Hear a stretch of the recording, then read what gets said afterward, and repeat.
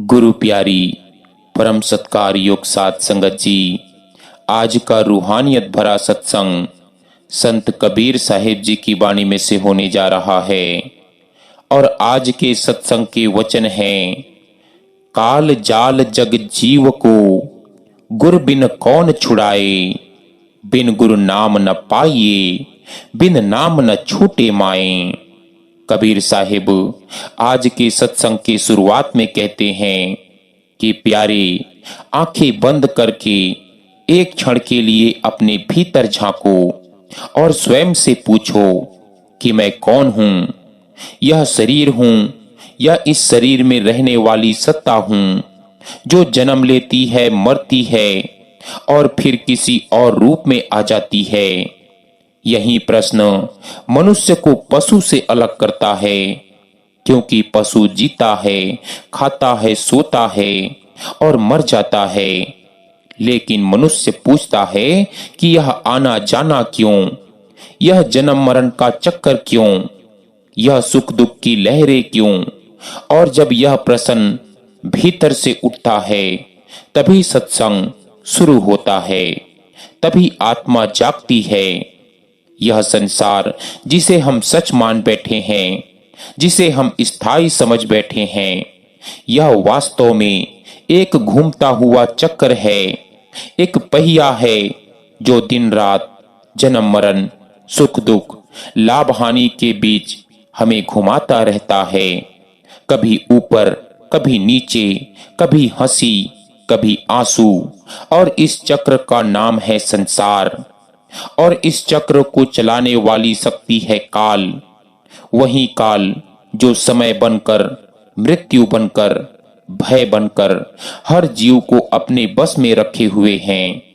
हम सोचते हैं कि हम स्वतंत्र हैं, लेकिन सच्चाई यह है कि हम बंधे हुए हैं कर्मों की रस्सियों से, इच्छाओं की बेड़ियों से, मन की चालाकियों से और माया के आकर्षण से।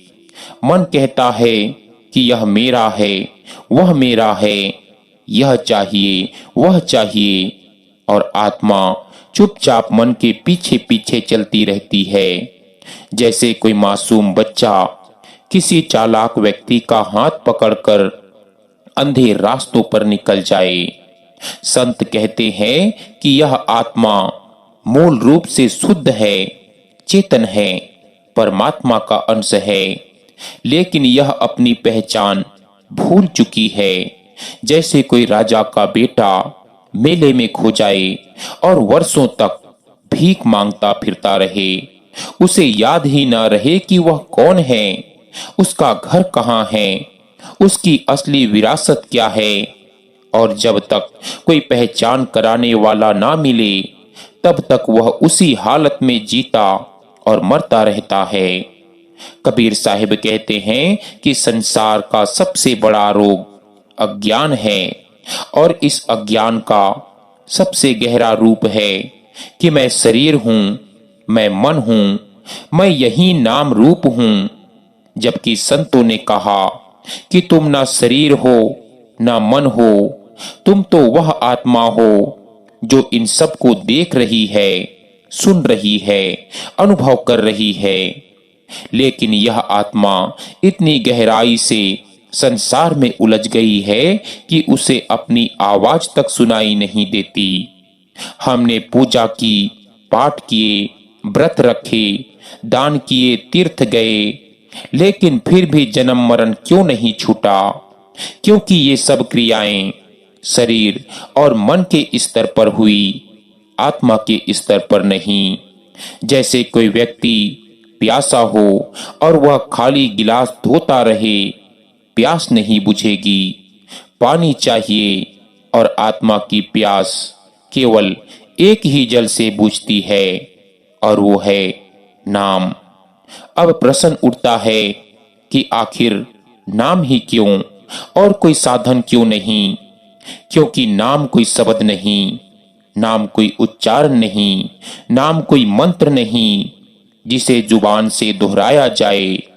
संत मत में नाम वह शक्ति है जो स्वयं परमात्मा से निकली हुई है, वही जीवित धारा है वही चेतन प्रवाह है जो आत्मा को खींचकर ऊपर की ओर ले जाता है। ठीक वैसे ही जैसे समुद्र की लहरें अपने भीतर की हर बूंद को वापस अपनी गोद में बुला लेती है, यह संसार नीचे की ओर खींचता है। मन नीचे खींचता है, इंद्रियां नीचे खींचती है और नाम ऊपर खींचता है। अब सोचो, यदि नीचे खींचने वाली 10 रस्सियां हो और ऊपर खींचने वाली केवल एक, लेकिन वह रस्सी परमात्मा की हो, तो जीत किसकी होगी? जीत नाम की होगी, क्योंकि नाम में स्वयं सतगुरु की शक्ति होती है, स्वयं शब्द की शक्ति होती है। काल का राज्य नीचे तक है, 3 लोकों तक है, शरीर, मन और इंद्रियों तक है, लेकिन नाम काल से परे आता है।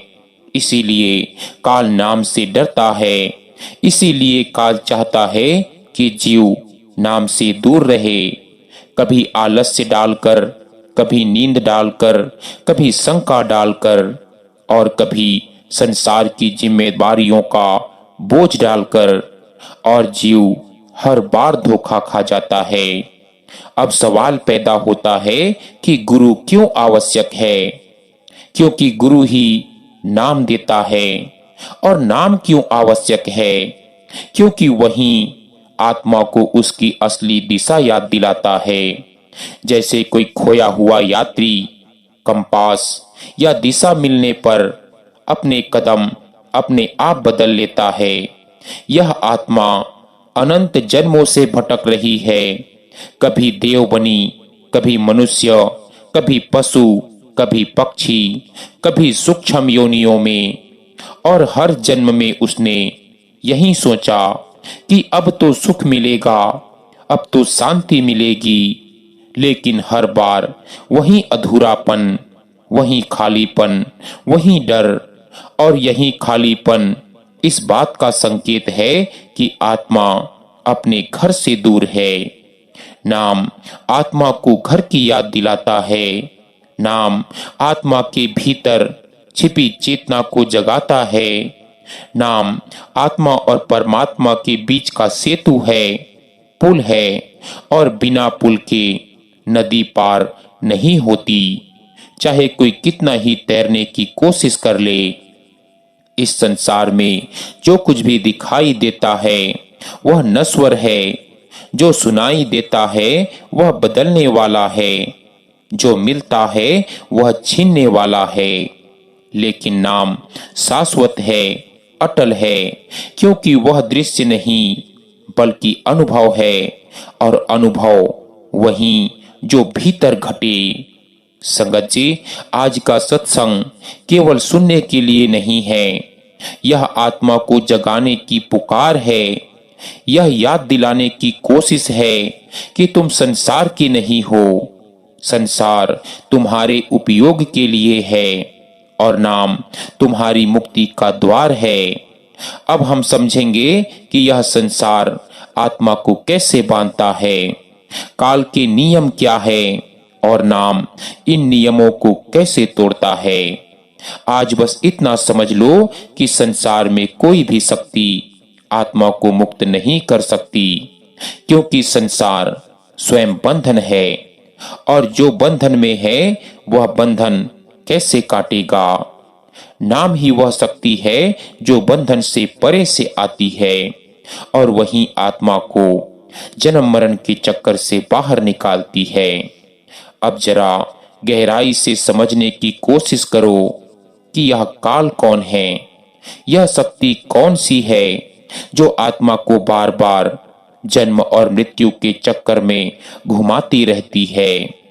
काल कोई डराने वाली कल्पना नहीं है, काल एक व्यवस्था है, एक नियम है, एक ऐसी सत्ता है जो इस दृश्य संसार को चलाने के लिए बनाई गई है। जैसे किसी जेल में नियम होते हैं, वार्डन होता है, पहरेदार होते हैं, वैसे ही इस संसार रूपी जेल में काल का शासन है। संत कहते हैं कि काल जीवों की चेतना खाता है, उनका ध्यान खाता है, उनका प्रेम खाता है। जैसे ही जीव का ध्यान संसार में फंसता है, काल शक्तिशाली हो जाता है, और जैसे ही जीव का ध्यान भीतर की ओर मुड़ता है, काल कमजोर पड़ने लगता है। इसीलिए काल कभी नहीं चाहता कि जीव शांत बैठे, सिमरन करे, भीतर झांके। वह चाहता है भागो, दौड़ो, सोचो, चिंता करो, योजना बनाओ और डरते रहो। कर्म इस काल की सबसे मजबूत रस्सी है। हर कर्म एक गांठ है।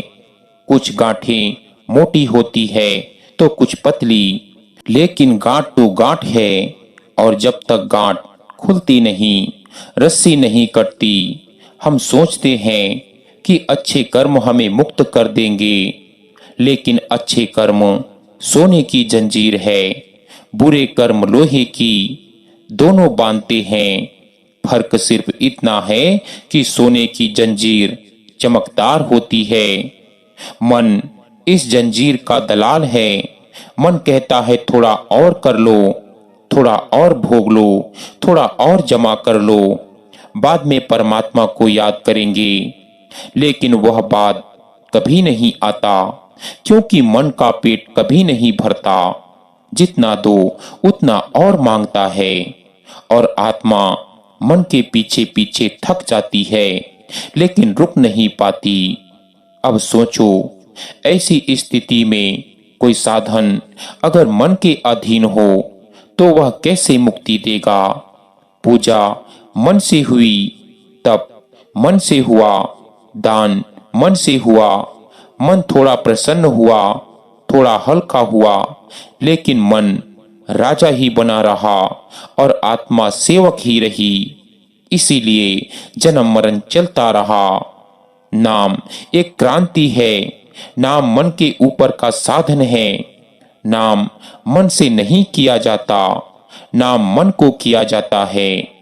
जैसे किसी घोड़े पर लगाम डाली जाए, मन भागना चाहता है, लेकिन नाम उसे रोकता है, धीरे धीरे थकाता है और एक दिन बैठा देता है।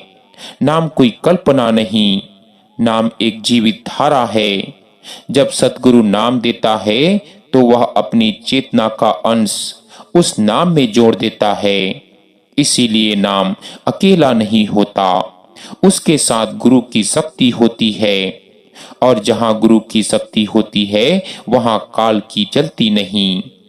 काल बड़ा चालाक है, वह नाम के रास्ते में भी आ जाता है। कभी कहता है आज छोड़ दो, कभी कहता है कल ज्यादा करना, कभी कहता है अभी मन ठीक नहीं, पहले ठीक कर लो। लेकिन संत कहते हैं जिस दिन नाम पर सौदा किया उसी दिन आत्मा फिर से काल के खाते में चली गई।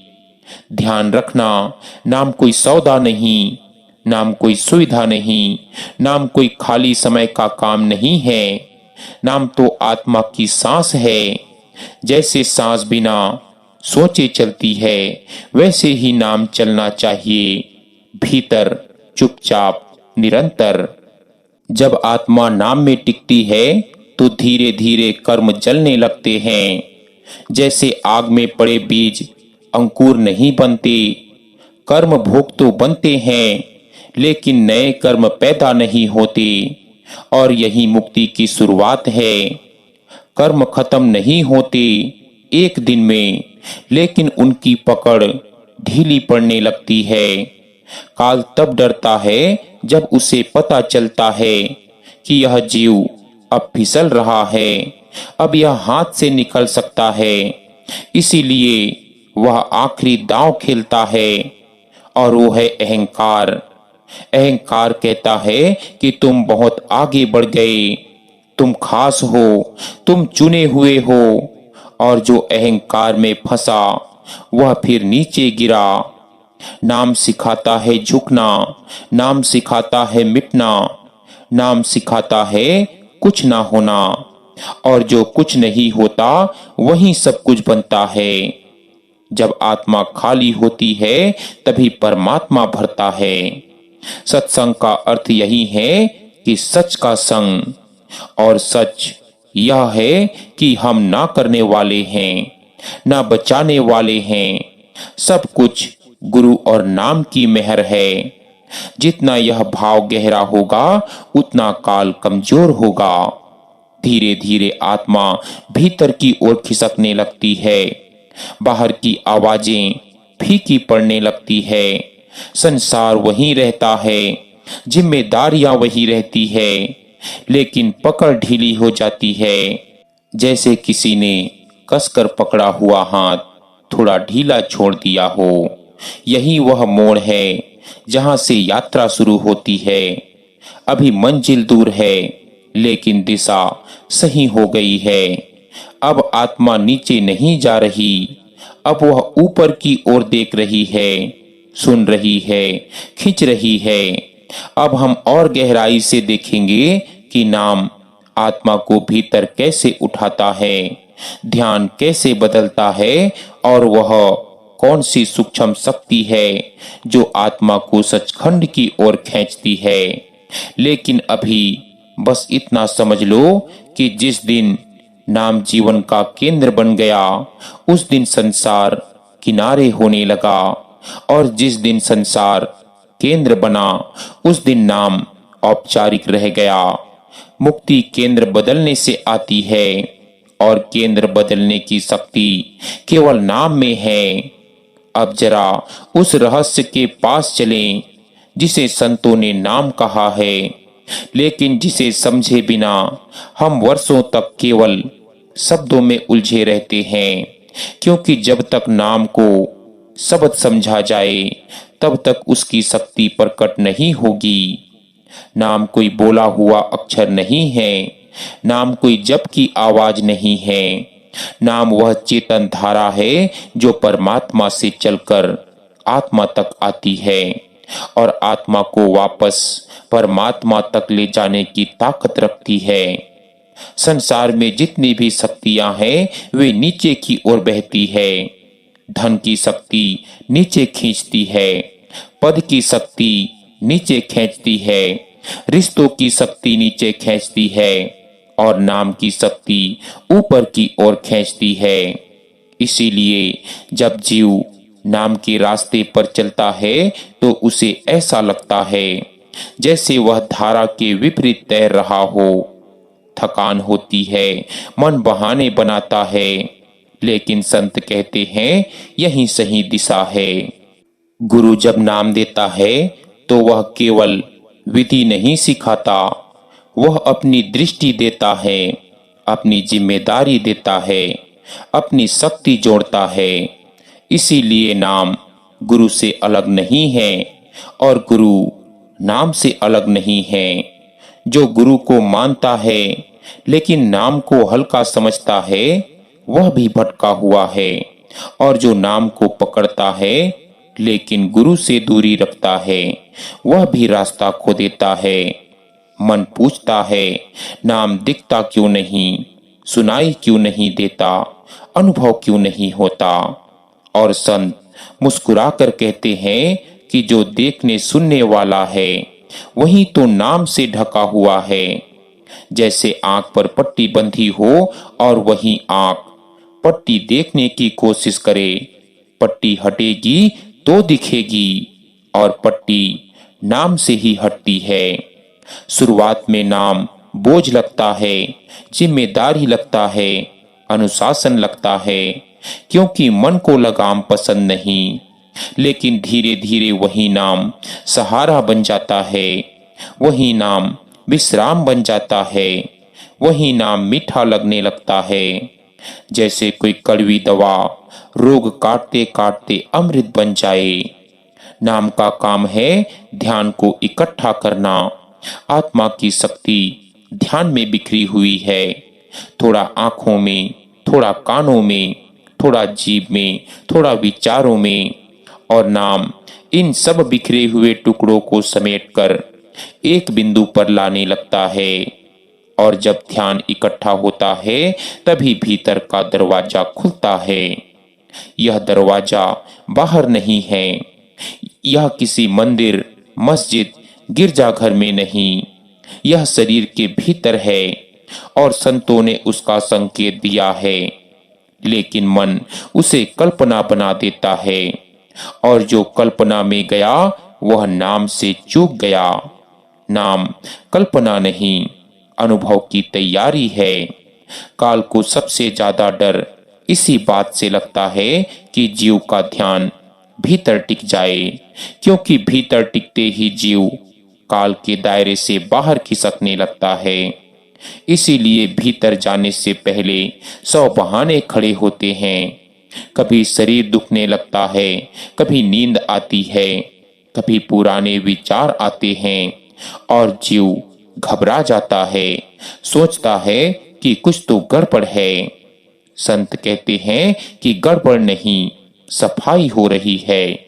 जैसे बरसात से पहले आंधी आती है, वैसे ही नाम के असर से भीतर जमा हुआ कचरा बाहर आने लगता है और जो धैर्य रखता है वहीं पार जाता है। नाम धीरे धीरे मन को थकाता है और थका हुआ मन शांत होने लगता है और शांत मन आत्मा को ऊपर उठने देता है। यह कोई जबरदस्ती नहीं, यह स्वाभाविक प्रक्रिया है। जैसे रात ढलते ही दिन अपने आप चला जाता है। जब नाम गहरा होता है तो बाहर का शोर भीतर प्रवेश नहीं कर पाता। संसार चलता रहता है, लेकिन भीतर एक दूरी बन जाती है।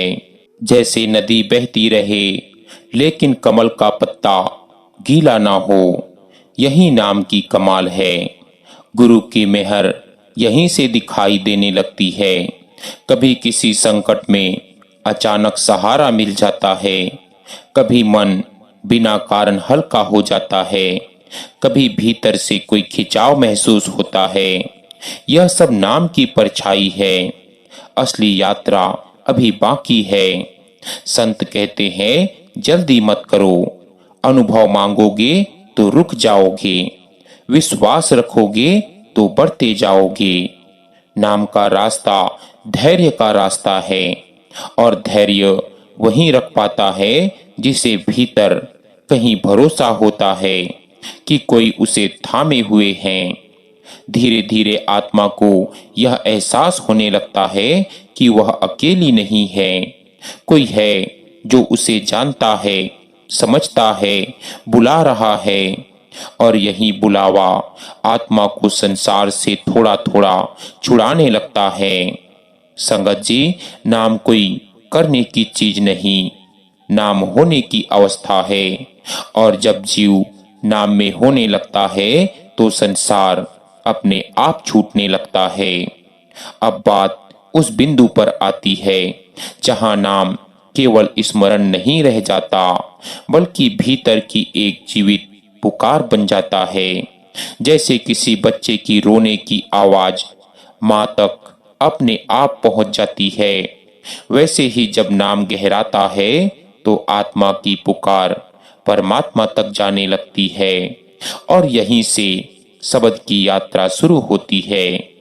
शब्द कोई बाहर की ध्वनि नहीं है, वह ढोल, नगाड़ा या घंटा नहीं है। शब्द वह कंपन है जो सृष्टि के आरंभ से चल रहा है। उसी कंपन से लोक बने, उसी से जीवन चला और उसी से वापसी का मार्ग भी बना हुआ है। लेकिन बाहर का शोर इतना तेज है कि भीतर की यह महीन धुन सुनाई नहीं देती। जब नाम से ध्यान इकट्ठा होता है, मन थोड़ा थमता है, तब आत्मा पहली बार भीतर के सन्नाटे को महसूस करती है और उस सन्नाटे में कुछ है जो खाली नहीं है। वहां एक जीवंत उपस्थिति है, एक सूक्ष्म गति है, एक बुलावा है और संत उसी को शब्द कहते हैं। शुरुआत में यह बहुत हल्का होता है, जैसे दूर कहीं से आती हुई हवा की सरसराहट, जैसे किसी शंख की हल्की गूंज, और मन तुरंत कहता है कि यह तो कल्पना है। लेकिन संत कहते हैं कि कल्पना शोर करती है, शब्द शांत करता है। नाम और शब्द का संबंध बीज और वृक्ष जैसा है। नाम बोया जाता है, शब्द उगता है। नाम अभ्यास है, शब्द अनुग्रह है। और जहां अनुग्रह होता है वहां कोई दावा नहीं चलता, वहां केवल स्वीकार चलता है। मन यहां भी चाल चलता है। वह शब्द को पकड़ना चाहता है, उसका विश्लेषण करना चाहता है, तुलना करना चाहता है। लेकिन जैसे ही मन बीच में आया, धुन टूट जाती है। इसीलिए संत कहते हैं, सुनो, पकड़ो मत, बहो, जांचो मत। यह धुन आत्मा को खींचती है ऊपर की ओर, भीतर की ओर, जैसे कोई चुंबक लोहे को अपनी ओर खींच ले। और आत्मा पहली बार अनुभव करती है कि उसे खींचने वाली कोई शक्ति है जो संसार की नहीं है। संगत जी, यहाँ डर भी आता है, क्योंकि आत्मा ने हमेशा बाहर का सहारा लिया है। भीतर का सहारा नया है, अनजाना है।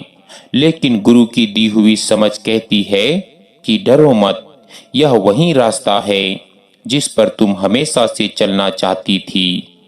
नाम के बिना शब्द तक पहुंचना असंभव है, क्योंकि नाम ही वह शुद्धिकरण है जो कानों और आंखों को भीतर के अनुभव के योग्य बनाता है। जैसे गंदे शीशे से साफ दृश्य नहीं दिखता, वैसे ही बिना नाम अभ्यास के शब्द अस्पष्ट रहता है। धीरे धीरे संसार की आवाजें फीकी पड़ने लगती है। वही बातें, वही लोग, वही दृश्य, लेकिन उनमें पहले जैसी पकड़ नहीं रहती। और यह वैराग्य बनावटी नहीं होता। यह थकान से नहीं बल्कि तृप्ति से आता है। संत कहते हैं कि जब शब्द का सहारा मिल जाता है तब आत्मा को रास्ता मिल जाता है, क्योंकि शब्द काल के लोगों को काटता हुआ ऊपर की ओर ले जाता है। और काल वहां तक नहीं पहुंच सकता जहां तक शब्द का मूल है। यह यात्रा अकेले की नहीं, गुरु साथ चलता है लेकिन दिखाई नहीं देता। जैसे हवा साथ चलती है लेकिन दिखाई नहीं देती। और जहां जहां जरूरत होती है वहीं उसका स्पर्श महसूस होता है। यहाँ कोई जल्दबाजी नहीं, कोई तुलना नहीं। हर आत्मा की गति अलग है, लेकिन दिशा एक है। और दिशा सही हो तो गति मायने नहीं रखती। नाम से शब्द तक और शब्द से उस लोक तक जहां कोई रूप नहीं, कोई भय नहीं, कोई काल नहीं। यही संत मत का रहस्य है, जिसे समझने के लिए शब्द कम पड़ जाते हैं और अनुभव बोलने लगता है। जिस दिन भीतर की धुन सुनाई देने लगी, उस दिन संसार की पकड़ ढीली पड़ गई। और जिस दिन आत्मा ने उस धुन पर भरोसा कर लिया, उस दिन वापसी का रास्ता खुल गया। संगत जी, अब यात्रा उस मोड़ पर पहुंचती है जहां आत्मा को पहली बार यह एहसास होने लगता है कि वह केवल संसार से दूर नहीं हो रही, बल्कि किसी और ही वास्तविकता के करीब जा रही है। अब नाम बोझ नहीं लगता, अभ्यास नहीं लगता। अब वह भीतर की जरूरत बन जाता है। जैसे प्यासे को पानी की जरूरत होती है, बिना कहे, बिना सोचे। जब नाम और शब्द का मेल गहराता है तो आत्मा के भीतर एक स्थिरता आने लगती है। पहले जो मन हर समय दौड़ता था, अब वह थक कर किनारे बैठने लगता है। विचार आते हैं लेकिन टिकते नहीं, जैसे रास्ते से गुजरते बादल। और इस खालीपन में आत्मा पहली बार स्वयं को महसूस करती है। यहाँ एक बहुत बड़ा भ्रम टूटता है कि संसार छोड़ना पड़ेगा, रिश्ते तोड़ने पड़ेंगे, जिम्मेदारियां छोड़नी पड़ेगी। नहीं संगत जी, संसार भीतर टूटता है, बाहर नहीं। बाहर सब चलता रहता है, लेकिन भीतर एक दूरी बन जाती है, जैसे कोई खेल देख रहा हो, खेल में डूबा ना हो। नाम का असर यही है कि वह पकड़ ढीली करता है, धीरे धीरे, बिना झटका दिए, क्योंकि झटका आत्मा सह नहीं पाती। इसीलिए गुरु कृपा से यह प्रक्रिया सहज रखी गई है, ताकि जीव टूटे नहीं, डर ना जाए, भाग ना जाए। नाम का असली फल नम्रता है। जितना नाम गहरा होगा, उतनी विनम्रता बढ़ेगी, और जहां विनम्रता नहीं, वहां नाम की जड़ कमजोर है, क्योंकि अहंकार और नाम एक ही दिल में नहीं टिक सकते। आत्मा को अब यह भी दिखने लगता है कि सुख और दुख दोनों एक जैसे हैं, दोनों आते हैं, दोनों जाते हैं, दोनों बंधन हैं। और इस समझ से एक गहरी शांति जन्म लेती है, एक ऐसी शांति जो परिस्थितियों पर निर्भर नहीं होती। भीतर की धुन अब स्पष्ट होती जाती है। कभी वह समुद्र जैसी लगती है, कभी वंशी जैसी, कभी बिजली की कंपन जैसी। लेकिन आत्मा अब रूप नाम में नहीं उलझती, वह केवल सहारे को पकड़ती है, जैसे अंधा लाठी को पकड़ ले। यह सहारा आत्मा को ऊपर उठाता है, परत दर परत, और हर परत के साथ कोई न कोई डर छूटता जाता है। मृत्यु का डर, खोने का डर, अकेले होने का डर, क्योंकि भीतर कोई साथ चलने वाला महसूस होने लगता है। नाम अब केवल मुक्ति का साधन नहीं, प्रेम का सेतु बन जाता है। और प्रेम में गणना नहीं होती, वहां समझ नहीं देखा जाता, परिणाम नहीं मांगा जाता, बस समर्पण होता है। नाम जब तक साधन है, तब तक दूरी है, और जिस दिन नाम प्रेम बन गया, उस दिन दूरी मिटने लगती है, क्योंकि प्रेम दूरी सहन नहीं करता। संगत जी, अब यह यात्रा शब्दों के अंत की ओर है, लेकिन आत्मा की यात्रा के अंत की ओर नहीं, क्योंकि जहां शब्द समाप्त होते हैं, वहीं से वास्तविकता शुरू होती है। अब यहां समझाने के लिए कुछ बचता नहीं, केवल स्वीकार करने के लिए स्थान बचता है। जब आत्मा नाम में पूरी तरह टिक जाती है, तो वह कुछ करती नहीं, वह बस होने लगती है। और यही होना सबसे बड़ा परिवर्तन है, क्योंकि करने में हमेशा कर्ता होता है, और जहां कर्ता है वहां काल है। लेकिन होने में कोई कर्ता नहीं, वहां केवल चेतना है। यहाँ आत्मा को यह बोध होता है कि उसने कभी कुछ खोया ही नहीं था, न कभी वह वास्तव में बंधी थी। बंधन तो केवल पहचान का था, भ्रम का था, और जैसे ही पहचान बदली, जैसे ही आत्मा ने स्वयं को शरीर और मन से अलग जाना, बंधन अपने आप गिर गए। अब जन्म और मृत्यु केवल एक कहानी लगते हैं, जैसे किसी और की कहानी हो। आत्मा जान लेती है कि वह जन्मती है न मरती है, वह केवल रूप बदलती प्रतीत होती है। और यह जान लेना नहीं, यह जी लेना ही मुक्ति है। नाम यहाँ समाप्त नहीं होता, नाम यहाँ रूप बदल लेता है।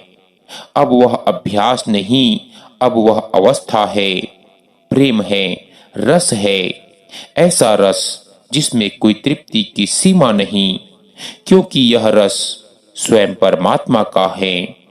संत जिस सचखंड की बात करते हैं, वह कोई स्थान नहीं, वह चेतना की अवस्था है, जहां कोई दूसरा नहीं, कोई भय नहीं, कोई प्रश्न नहीं। कोई प्रश्न वहीं उठते हैं जहां दूरी होती है, और जहां दूरी शून्य हो जाती है, वहां कोई प्रश्न नहीं होता। यहाँ गुरु और आत्मा अलग नहीं रहते, क्योंकि गुरु कभी बाहर था ही नहीं, वह तो हमेशा भीतर था, बस आत्मा की आंखें बाहर उलझी हुई थी। और जब नाम ने उन्हें भीतर मोड़ा तब गुरु प्रकट हुआ। अब न साधना बचती है, न साधक, न साध्य, सब एक हो जाता है। जैसे नदी समुद्र में मिलकर नदी नहीं रहती, लेकिन नष्ट भी नहीं होती, वह समुद्र बन जाती है। यही वह क्षण है जहां काल की सीमा समाप्त हो जाती है, क्योंकि काल केवल वहीं तक है जहां परिवर्तन है। जहां परिवर्तन नहीं वहां काल का कोई अधिकार नहीं। यह कोई अचानक होने वाली घटना नहीं, यह एक सहज खिलना है। जैसे कली धीरे धीरे फूल बनती है और जब फूल खिलता है तो कोई आवाज नहीं होती, बस सुगंध फैलती है। नाम उस सुगंध का बीज है और गुरु वह माली है जिसने उसे समय पर रोपा, समय पर सींचा और समय पर खुलने दिया। अब आत्मा किसी से कुछ नहीं मांगती, क्योंकि उसे सब मिल चुका है। अब वह संसार में रहते हुए भी संसार की नहीं रहती। वह कर्म करती है लेकिन बंधती नहीं। वह प्रेम करती है लेकिन पकड़ती नहीं। यही जीवन मुक्ति है, यही संत मत का सार है और यही आज के इस पूरे सत्संग का निष्कर्ष है। आत्मा को संसार से छुड़ाने के लिए संसार की कोई भी शक्ति सक्षम नहीं, क्योंकि संसार स्वयं बंधन है, चक्कर है और नाम ही वह शक्ति है जो बंधन से परे से आती है। इसीलिए मुक्ति भी उसी से आती है। जो नाम में जुड़ा वह गुरु में जुड़ा, जो गुरु में जुड़ा वह परमात्मा में जुड़ा, और जो परमात्मा में जुड़ा उसके लिए जन्म मरण केवल बीते हुए स्वप्न रह जाते हैं। सो गुरु प्यारी सत्कार योग साथ संगत जी, आज का यह रूहानियत भरा सत्संग हमारा यहीं समाप्त होता है। अगर आपने पिछला सत्संग नहीं सुना है तो जाकर जरूर सुनिएगा, बहुत ही प्यारा सत्संग है। अंत में आप सभी से एक छोटी सी विनती और की जाती है कि सत्संग वीडियो को ज्यादा से ज्यादा सत्संगी भाई बहनों के साथ शेयर भी जरूर कीजिएगा, ताकि उन्हें भी सत्संग वीडियो का पूरा लाभ प्राप्त हो सके। तो संगत जी दीजिए इजाजत, मिलते हैं एक नए सत्संग वीडियो के साथ। तब तक के लिए आप सभी को प्यार भरी राधा स्वामी जी।